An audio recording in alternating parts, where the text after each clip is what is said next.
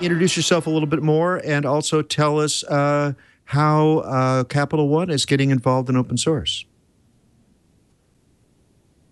All right, so hello everyone. Again, my name is Jared Smith. I'm the open source community manager here at Capital One.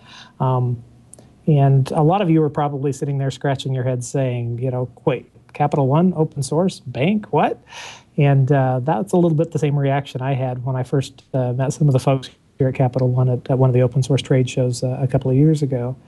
And earlier this year, they convinced me to come join their team, work in their open source office, and help do some wonderful things with open source software here at Capital One. Just by way of a brief introduction, what our open source office does is helps us make sure we're well managed, use open source, contribute back to open projects, and contribute back to those in really meaningful ways.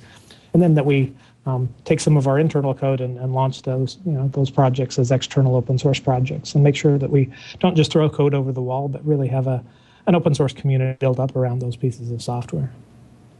Now, I'm always curious when this happens for a company like this. So you have some code that you've been using internally, and it works great for your particular application. What is the thinking that gets involved about making something open source then? Because you'd have to first imagine, I think, that it's going to be something that solves not just your problem, but perhaps other people's problems. So can you tell us a little bit about, I don't know if you're around for some of these conversations, but have you gotten a sense now, being in your role, what's the thinking involved there about what to select to do that with, and what the motivation would be? Sure. So there's, just like many large organizations, I think, if you were to look back, 5-10 years ago, there was a lot of hesitancy around both use of open source software and obviously of launching projects of open source. But I think as Capital One has matured, obviously other organizations I've been a part of have matured. We've seen a trend to both use more open source software internally and really be more involved in open source communities in general. That's certainly been the case here at Capital One.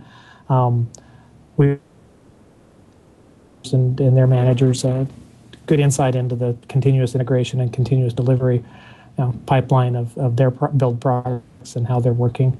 And since we launched that last year, we've seen a huge number of companies, both and small, and individuals, both using Hygieia but contributing back to that. And that's exactly the reason we launched that. We knew that we had some certain use cases in mind that we're using Hygieia internally to our systems, but we knew that if it worked well for us, it would probably work for someone else, and someone else may add some features or at the least help join our community, communicate with us, share ideas, and be part of something bigger. So that's been our open source journey here at Capital One.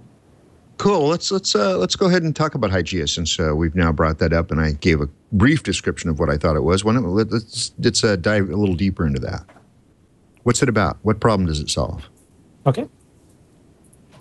Really, it's helping solve the problem of, when you've got a bunch of software that you're building, you want to be able to do what's called continuous integration and continuous delivery, meaning you want to, every time that someone checks in a change to that piece of code, you want to try to build it, check and see if all the tests pass, so that you can catch problems as soon after they're made as possible. There's nothing more frustrating than to say, oh, you remember that change you made to the code 6 months ago? Now that's broken. You'd rather know about it immediately after you've written that piece of code. So, but oftentimes development teams don't have great insight into how often are my builds happening, how often are deployments happening, whether to a QA environment, to a test environment, to a stress test environment, to a production environment. And what Hygieia does is just gives you a one-board where you can look and see, oh, look, I've rebuilt my project 52 times today, and those times have passed. And on average, it takes 3.5 minutes to run my tests. And oh, you pushed to production 5 different times today, and on average, that took 17 minutes. Just made up numbers there, but you get the idea. Yeah. Having that sort of information about what does my build process look like, what does my deployment process look like. And what are the metrics around that, so I can make sure that development is happening efficiently.